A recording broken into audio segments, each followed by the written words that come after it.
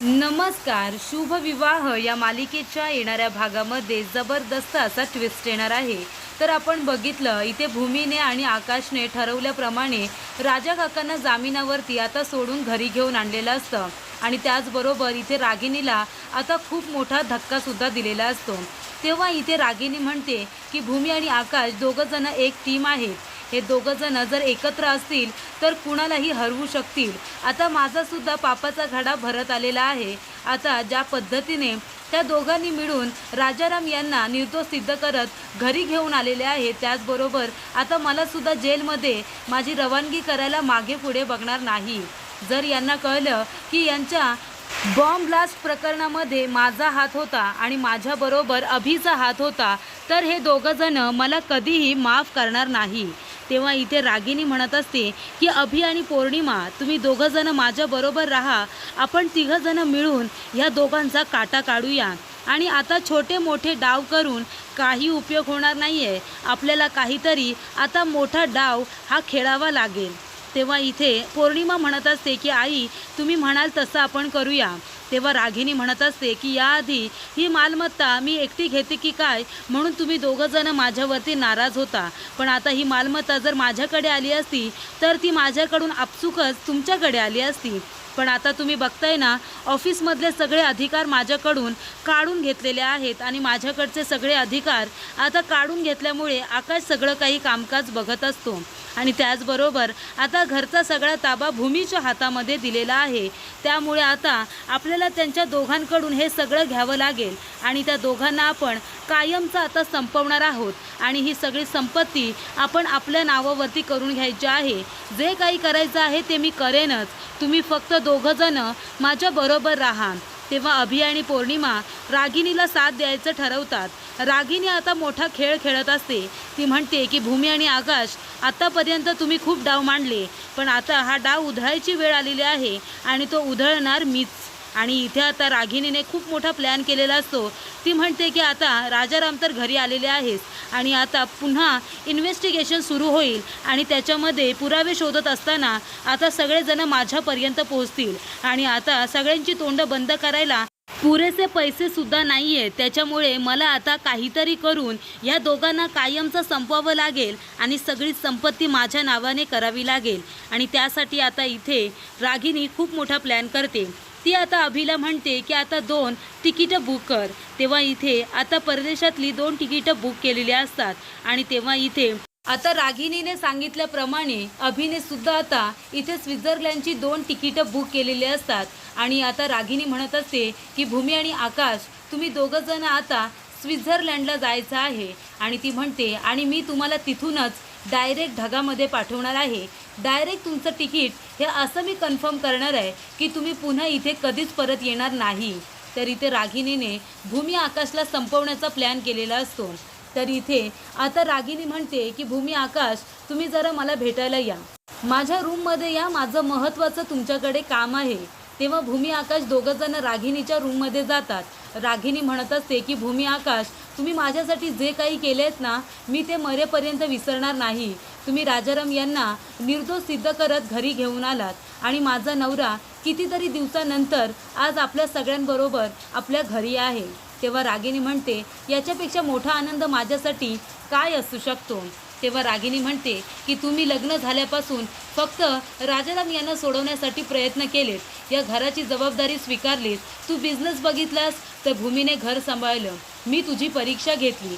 तर इथे रागिनी म्हणत असते की तुम्ही दोघांनी या घरासाठी खूप काही केलं आहे, पण लग्न झाल्यापासून दोघांनी एकमेकांबरोबर अजिबात वेळ घालवलेला नाही आहे. तेव्हा आता तुम्ही दोघांनी बाहेर फिरायला जायचं आहे.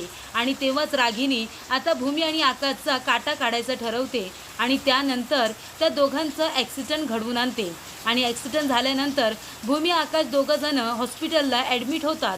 तेव्हा नियतीच्या मनामध्ये काही वेगळंच आलेलं असतं. ते म्हणजे त्या ॲक्सिडेंटचा भूमीच्या डोक्यावरती काही वाईट परिणाम होत नाही, उलट पॉझिटिव्हच परिणाम होतो. ते म्हणजे भूमीची गेलेली स्मृती ही परत आलेली असते.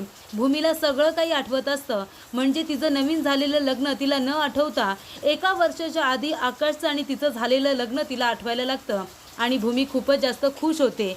तेव्हा इथे आता भूमी सगळ्यांना नावाने हाका मारते, सगळ्यांशी व्यवस्थित बोलते. पण हे सगळं कसं घडतं आणि रागिनी भूमी आणि आकाशचं ॲक्सिडेंट कसं घडवून आणते, त्यांना मारायचा प्लॅन कसा करते आणि ते सगळं प्रकरण तिच्याच अंगाशी कसं काय येतं हे आता सविस्तरपणे आपण बघूया.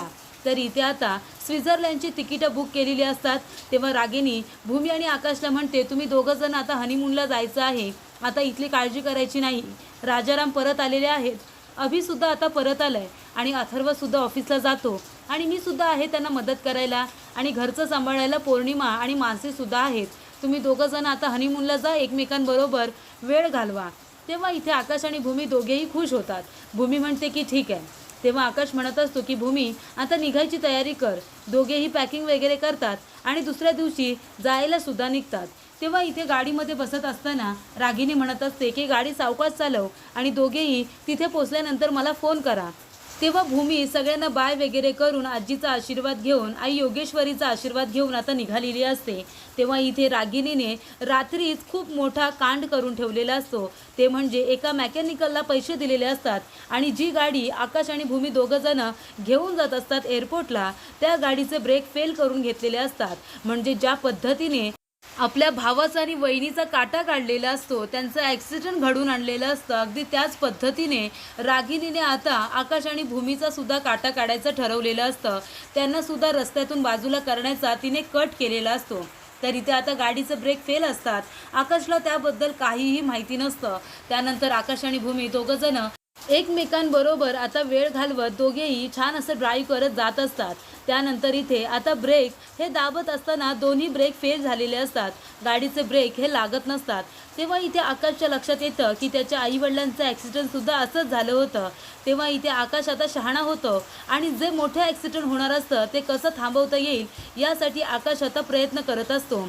व्यवस्थित गाडी सावरत तो एका बाजूला घेऊन जातो आणि तेव्हा इथे आकाशने सांगितलेलं असतं की भूमी आता सीट बेल्ट व्यवस्थित पकडून बस, गाडीचे दोन्ही ब्रेक फेल झालेले आहेत. तेव्हा इथे आता आकाश व्यवस्थित गाडी सावरत सावरत लोकांना अगदी व्यवस्थित कट देत तो आपली गाडी निवांत घेऊन जात असतो आणि नंतरला एका बाजूला खूप साऱ्या गोणी लागलेल्या असतात. त्या गोणींना आपली गाडी नेऊन ठोकतो. तेव्हा इथे भूमीच्या डोक्याला मार लागतो आणि आकाशला सुद्धा थोडासा मार लागतो. पण जे काही जास्त नुकसान होणार असतं ते वाचतं आणि दोघांनाही जास्त मार लागत नाही. तेव्हा इथे तिथले लोक धावत पळत येतात. भूमी आणि आकाशला आता हॉस्पिटलमध्ये घेऊन जातात. दोघांनाही ॲडमिट करतात. भूमीच्या डोक्याला मार लागलेला असतो. तेव्हा इथे सगळेजण काळजीत असतात आणि त्यानंतर आता घरच्या लोकांना इन्फॉर्म केलेलं असतं. सिटी हॉस्पिटलमध्ये आकाश आणि भूमी ॲडमिट आहेत हे कळल्यानंतर सगळेजण धावत पळत जातात. रागिनीला फार आनंद झालेला असतो. तिला आता वाटत असतो की दोघेही काही जिवंत राहणार नाही, दोघेही मरून जातील. तेव्हा इथे रागिनी आता भूमीला बघायला येते.